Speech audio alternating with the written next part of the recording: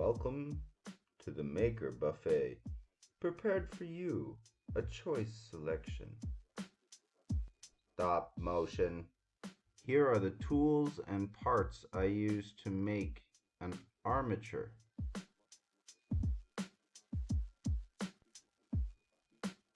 This very old Superculpey is from...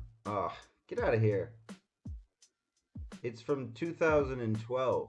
It's really dry and impossible to use. Very crumbly and brittle.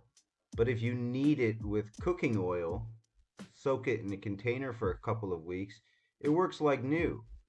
I used it to make the heads based on an old drawing I made to make some friends with gas masks. Lots of friends.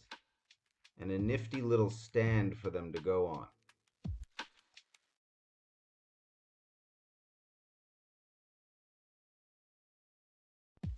On a close-up shot, I can use it like a puppet and spin the head with my fingers.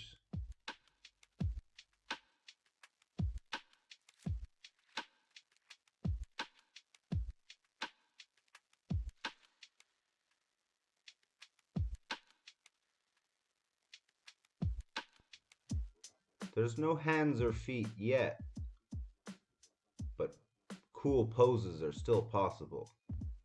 Let's cleanse our palette with a little bit of light tower building.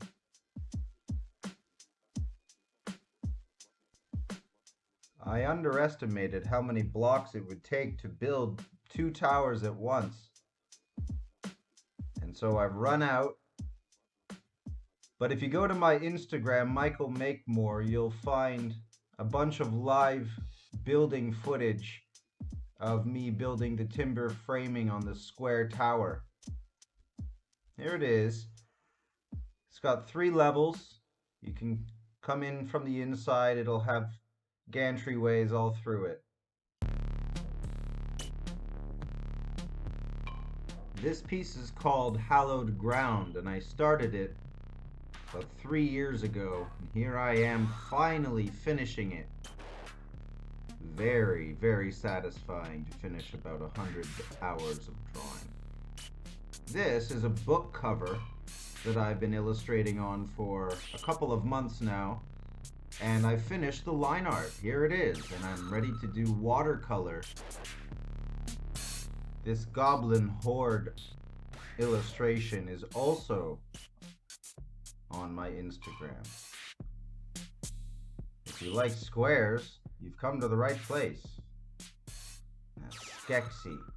Do not trust the Skeksis. Whoa, that was cool. Me, me, me. Me, me, me. Me, me, me, me. Me. Bleh.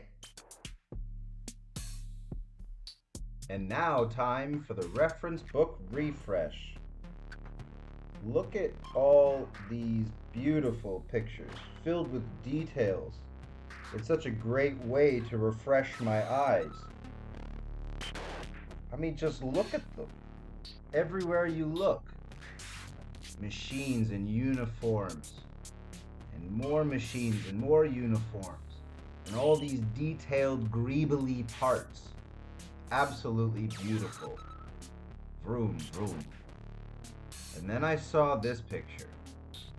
The rivets, the lighting, the grime, the texture.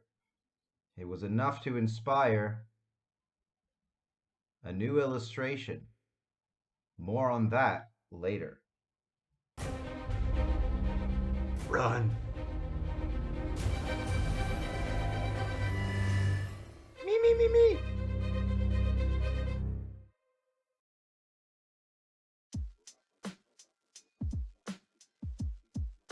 Any acrylic paint mixed with a little bit of ink or wash and some baking soda will work perfectly as a plaster coating over the infilled shapes. Here's a subcomponent of the large house that I've made. just to show you quickly. It transforms very nicely. Of course, the doors and windows are all working on these pieces. There's about 150 little pieces to paint in.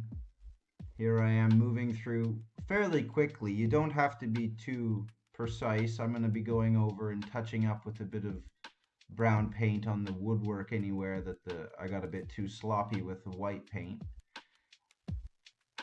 But just moving around, trying not to let any bits drop and drip anywhere. Cleanup would be a pain. But other than that, feeling pretty liberal and free about putting it on. Let's do a couple lines of shingles. Cutting them up is very satisfying across the grain, so that when it comes time to snap them into individual shingles, it's very, very easy. And immediately you can build up a big pile. I only like to do a few rows of shingles at a time because as the glue is too soft, it's very easy for them to shift around, and it's also much easier to work if the row beneath is already fully dried. So here I am. I don't think it's too difficult of a process. Cut, snap the shingles, glue them down one by one, and if you're so inclined, you can take photos in between each one. After I've finished a few rows, I like to put it aside to let it dry.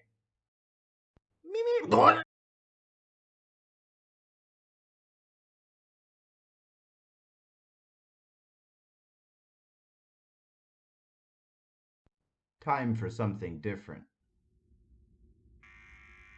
Where did you go? Where are you? There you are. Say goodbye.